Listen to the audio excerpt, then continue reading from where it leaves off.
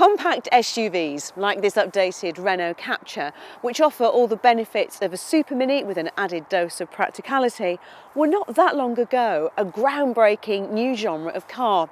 But now every car maker seems to have one in their lineup, and increasingly they need to offer something special to stand out from the crowd. So what about the Captur? Well, it's essentially a Renault Clio in disguise. It's slightly longer, taller, and incidentally here in the UK is the French car maker's most popular car, outselling everything else in their range, whilst it's also the best-selling car in its class in Europe. And that popularity is probably why this new version doesn't look that new.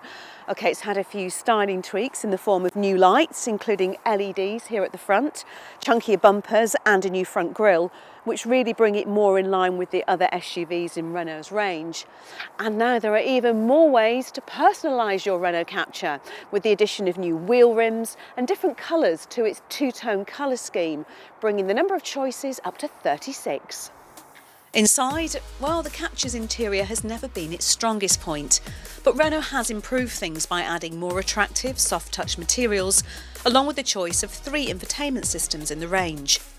Whilst the options of front parking sensors, blind spot warning, autonomous parking and a panoramic sunroof have also been added, along with a new top trim level called Signature S-Nav. But let's put those options aside for a moment. You know, they're expensive, and we think they can easily push the Captur into pricing territory where it just simply doesn't make sense. So let's focus on what comes as standard, which is cruise control, air conditioning, DAB digital radio and electric windows. However, to add some really key pieces of equipment, I mean things like sat-nav and this 7-inch multimedia screen, you have to upgrade to the dynamic nav models. And I also find it astonishing that whilst there is the option for Android Auto on the top spec, there's no option for Apple CarPlay. I don't know about you, but it's increasingly an option that I expect to find on a car these days. The other thing I really need to say is that it doesn't feel particularly plush in here. When you start to really look around, you see there's quite a lot of scratchy plastics going on. And whilst there's some good storage compartments in the form of a decent sized glove box, handy one that pops up there, and also a really useful one down here just for keeping your phone in, the cup holders, honestly, they're just way too small to be of any use whatsoever.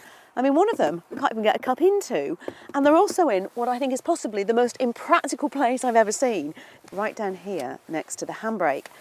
However, it does feel bright and airy in here thanks to this panoramic sunroof. But don't forget, it's an option and it comes at a price. But there are no worries when it comes to boot space. With the rear seats pushed all the way back, it's bigger than what you get in many cars of the class above, including the VW Golf and Ford Focus. And if you push the rear seats forward, you get more space, whilst they also split and fold down, almost flat. However, there's no spare wheel as standard. You have to specify one as an optional extra. And if you do, well, it lives underneath the boot floor, which does limit the amount of space. Here in the back, well, if you are going to have these seats pushed forward to optimise your boot space, you're not going to want to carry passengers on long journeys. Let's just say legroom gets a little bit tight. However, back in its normal position, it's a really different story. The seat in front is set for Ed behind the camera, who's 6 foot, and I've got stacks of legroom along with plenty of headroom. And one thing I really like about the Captur is this. It's the fact that the seat covers all unzip.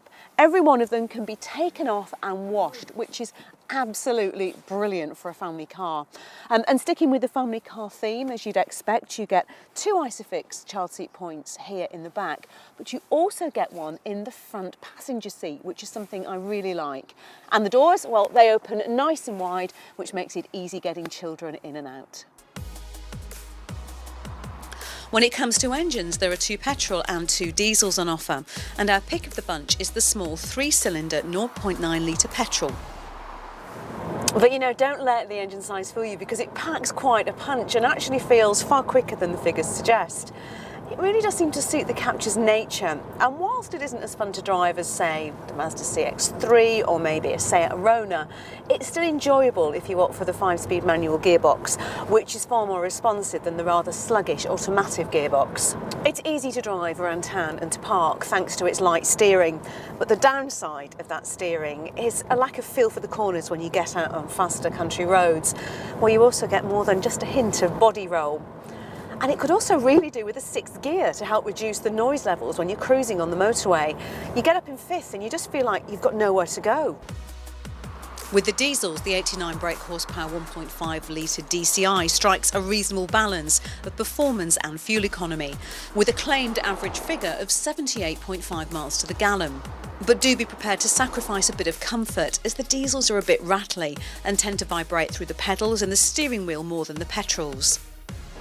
And when it comes to safety, the Captur scored a full 5-star crash test rating from Euro NCAP in their tougher post-2015 tests, scoring highly in both adult and child occupant safety tests. The Renault Captur certainly isn't a bad car, and its sales figures back that up. However, we're not sure it's still strong enough to win the battle in this hard-fought corner of the car market, where the competition is constantly upping its game.